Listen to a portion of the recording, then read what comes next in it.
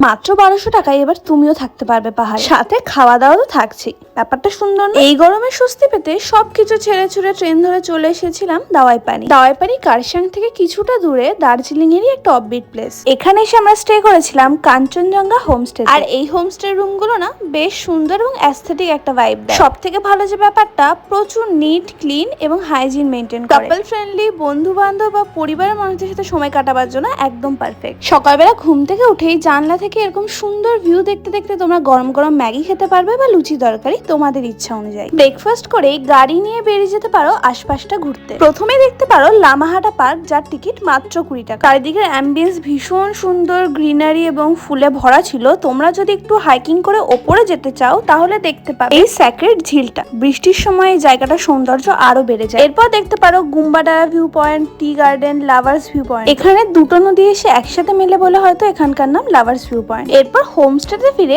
লাঞ্চে থাকছে প্রপার বাঙালিয়ানা খাবার, যেটার টেস্ট কিন্তু ভীষণ সুন্দর ছিল। সন্ধে হতে না হতেই দূর থেকে ওই আলোগুলো দেখতে দেখতে তোমরা পাহাড়ি মোমো বা পকোড়া এনজয় করতে পারো আগুনের পাশে বসে। সন্ধ্যে স্ন্যাক্স এর সাথে চাইলে তোমরা অ্যাড করতে পারো বনফায়ার এবং বারবিকিউ। পাহাড়ি পরিবেশে নিজের মানুষদের সাথে বসে সন্ধ্যেবেলায় এরকম বারবিকিউ করতে কিন্তু বেশ মজা লাগে। ডিনারে ছিল ভাত, ডাল, সবজি এবং সাথে গরম গরম চিকেন। তোমরা চাইলে ভাতের জায়গায় রুটিও চুজ করতে পারো। পরের দিন বাড়ি ফেরবার সময় আমাদের ভীষণ মন খারাপ করছিল। এত সুন্দর জায়গা ছেড়ে ফিরতে কার মন চাই বলো? হোমস্টের অ্যাম্বিয়েন্স, খাবার দাবার যেমন ভালো, তার সাথে ভালো এখানকার মানুষের ব্যবহারও। আমি বলবো তোমরা যদি পারো একবার নিশ্চয়ই হোমস্টে থেকে ঘুরে এসো। দাওয়াই পানিতে সবুজে ঘেরা হোমস্টের নাম্বার আমি ফোনের স্ক্রিনে দিয়ে দেবো, তোমরা চাইলে ডিরেক্ট কন্ট্যাক্ট করে নিতে পারো।